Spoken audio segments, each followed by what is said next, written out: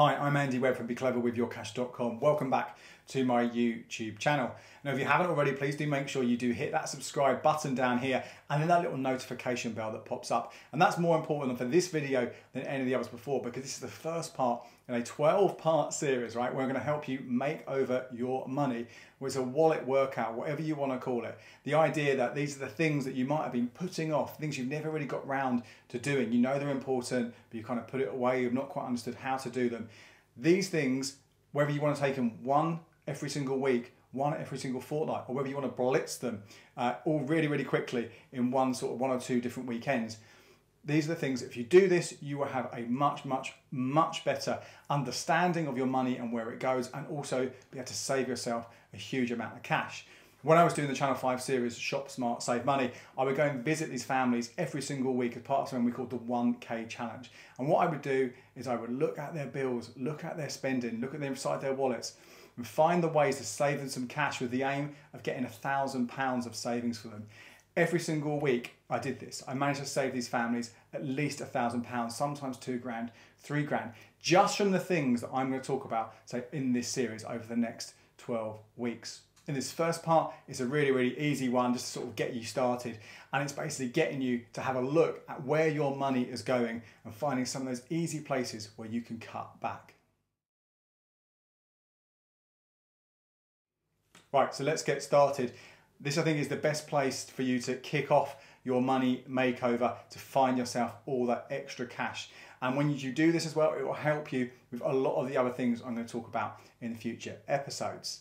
So what you need for this, and you can get this at the end of this video, or you can get them, pause it now, get these things, and maybe have a look as you go along. But it's absolutely fine. Just I'll take you through the concepts, the things to look for, and then just spend a little bit of time afterwards with these things, and that will really get you going on this little journey we're going to go through together.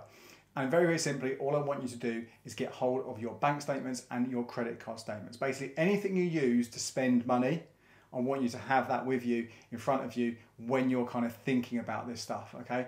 Now, if you are spending any money in cash, obviously that makes it a little bit more difficult, so you might have to sort of spend a bit of time just thinking about the weeks and the months where your money is going if you're using cash. But most of us now, we are going to be doing debit cards, credit cards, bank transfers, direct debit, standing orders. That is most of the way that we do kind of spend money nowadays, right? So, go online for most of you. It's into your internet banking. You can get all your statements there online. Fantastic.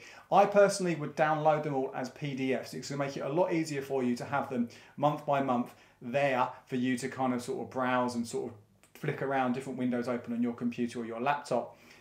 If you'd rather, you absolutely, of course, can then print them out, so you've got them physical copies to maybe highlight, make little marks next to, and so on, okay? So that's what you need. You need those. That's the most essential thing. Now, the very basic version of doing this is to get a little notebook as well next to you, so you can kind of make little tallies of what's going on. The notes are the things you want to sort of look into a bit further. You can take it a bit further if you want. You can make a spreadsheet. You might even be able to, if you wanted to, take this a little bit probably further than I would go, but you can sometimes export your bank statements into a spreadsheet and have it all on there. But you can also use certain bits of software to help you as well once you're going through this, kind of bring things together. Now, I've got a video that you might want to check out after this as well, which is how to sort of make a budget and how to stick to it. But that will take you through the things you need to think about and where you can go for some budgeting software. There's free ones online, lots that you can use, which will help you kind of like add these sort of totals together without having to sort of get the calculator out. Right, so you've got all these things together, and as I said, what we're looking for here is we're looking for where your money is going, because it's so easy for us to actually not realise exactly how much we're spending in places. If I was to ask you right now, how much do you spend at the supermarket every month, you'd probably be able to guess. But would you be guessing right? For a lot of people, it's a rough, oh yeah, I spend about this amount every single time I go, which means for a month it's going to be this. But you just don't know. So that's what you sort of thing you need to really refine and work out where that money is going for those kind of stuff that we know we spend money on. Yeah, so that's your bills, and I would say for bills I'm going to go into them in more detail, and debt payments more detail in future videos. So yes, when you're going through this, make a note of them so you know how much it costs. That'd be useful for future videos, but right now we're looking at the sort of the broader sort of day-to-day spending. Then the other side of things that you'd be looking for are the things you kind of completely forgotten or didn't realise that you spent money on. So there will be subscriptions, there will be memberships, all those kind of things. So we'll talk about those. And then the third one, the third kind of stuff that you will be looking for on your statements are the small amounts of money which you kind of discount because they're not that much. That's everything from buying, you know, a cake in the afternoon at work, through to a coffee in the afternoon as well, through to maybe getting a taxi. Again, you might be thinking, oh, it's a small amount of money, it's not going to make much of a difference. Yeah, it's tiny. You need to have a look at all of those things as well. So let's start with that first one, which are the things which kind of we know we're spending money on, but we don't really know exactly how much it is. What I want you to do, as I said, is to put different categories down on that spreadsheet, on that notebook, whatever it is. And I want you to sort of list for a typical month how much you've spent at the supermarket. Now you can do this just for 1 month. If you want to, you could do 2 months, 3 months, whatever it is, and then average the cost out. Obviously, the longer you do it, the more months you take into account, the more accurate this picture is going to be of where your money is going, but it will take more time. So it really is up to you how you want to do it. But I would recommend at least a month for this. So supermarket was that perfect example. Go through your statements. Every time you've got a supermarket out there, write down the exact amount that you have spent at that supermarket. Next, I want you to do exactly the same thing for those smaller spends. So have one that says coffee, have one that says snacks, have one that says going out, have one that says takeaways, have one that says taxis. I know it might seem there's a lot of different sections, a lot of different categories, but I think the more of those you've got, the better you've got a sense of where your money is. And you might want to sort of bring some together. So maybe you've got trains and taxis, and you might want to combine them together just as travel. It's really, really important that you make sure you understand what everything is and add it all together. Now, a couple of things that are going to come from this. I think one of them will be the surprise just how much you're spending on some of these places. You really will not realise quite how much this stuff has added up to. And also, the other thing I think you'll find from this potentially is you'll look at this spending and you'll think, God, is it worth it? Some of these things you think, wow, I'm spending this much on X or Y when I say I haven't got enough money to do this or that. And you might think, I'd much rather have the money to do this or to save towards this than I would to have towards a takeaway every single week or whatever it might be. So that's the first thing that I want you to do, right? So have this written down. Again, you probably might spend a couple of hours doing this, right? So put some music on, get a glass of wine or a beer. You know, this shouldn't be a chore. Try and make it as enjoyable as it possibly can be. And don't be too scared as well, because all you're doing here literally, right, is you are looking at a word on your statement of where the money's gone, and you're looking at a number, you're writing them down, and then you're adding them up. And like I said, you can use a spreadsheet to help you do this. You can use a calculator. Everyone's got a calculator on their phone now, okay?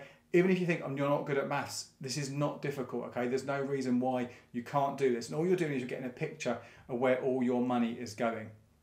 Now, when you've got all that information together, I want you to put it into one of those budget tools if you can, all right? Because that will kind of do a lot more of the maths for you. So it will make it out for the whole year so you understand exactly how much you are spending.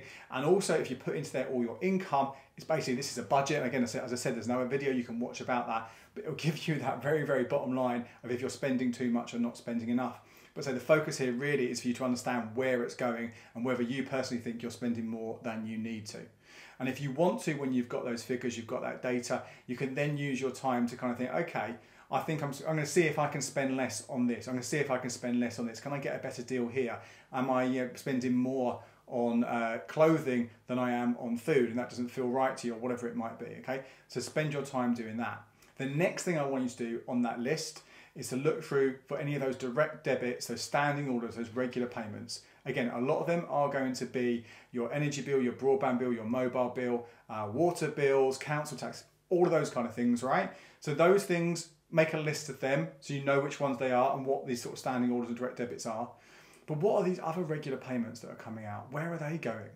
Have you signed up to something, perhaps through a free trial ages ago? You forgot to cancel it and the money's coming out. It's been coming out potentially for months. I saw this when I was filming with these families for Channel 5. Someone was still paying council tax on a property he moved out of 4 months ago. People were still paying for gym memberships when they didn't live in the area anymore.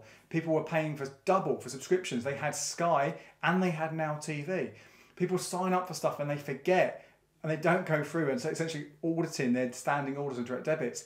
If you are paying for something that you do not use or do not need to use, cancel it, get that money stopped so you aren't paying it anymore. Potentially even see if you can get a bit of a refund. Now that's a bit of a stretch, but some things, so for example, that guy who was still paying council tax when he moved out, he was able to get that money back because he just forgotten to let them know, but someone else had gone into the property, so it was being paid twice, so he got that money back.